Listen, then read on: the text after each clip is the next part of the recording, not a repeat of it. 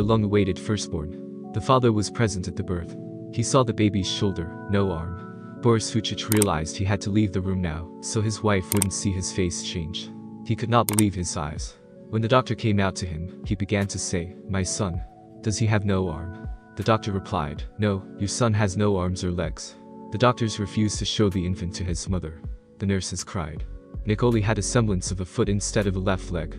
Because of this, the boy learned to walk, swim, skateboard, play the computer, and write. The parents succeeded in getting their son admitted to a regular school. Nick became the first disabled child in a mainstream Australian school. At 19, Nick was studying financial planning at university. One day he was asked to speak to students. He was given 7 minutes to speak. Within 3 minutes the girls in the audience were crying. One of them couldn't stop crying, so she raised her hand and asked, "Can I come up on stage and give you a hug?" The girl came up to Nick and started crying on his shoulder. She said, "No one ever told me they loved me, no one ever told me I was beautiful the way I am. My life changed today." At his speeches, he often says, "Sometimes you can fall like this," and falls face first into the table he was standing on. Nick continues, "There are times in life when you fall, and you don't seem to have the strength to get up.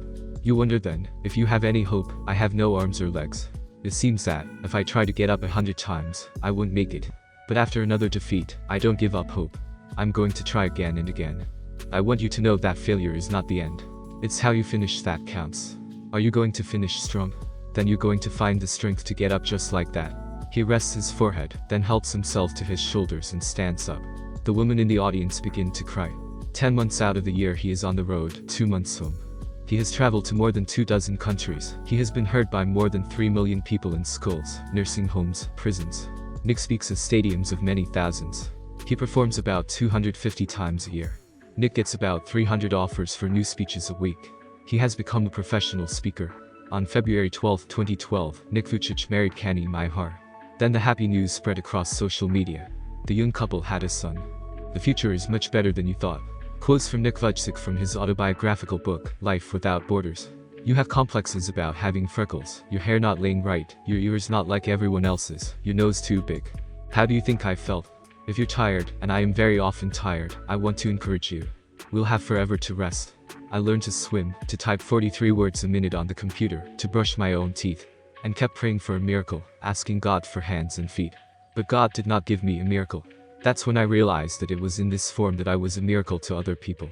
Now I travel around the world with the Life Without Limits ministry. There are many people with arms and legs, but they are handicapped in their minds. They need to be helped to find truth and happiness. We are not given to foresee the future. This is both good and bad. My point is this. The future may be much better than you imagined. But you have to make it happen. So get up and go for it. Hope is a catalyst. It overcomes seemingly insurmountable obstacles.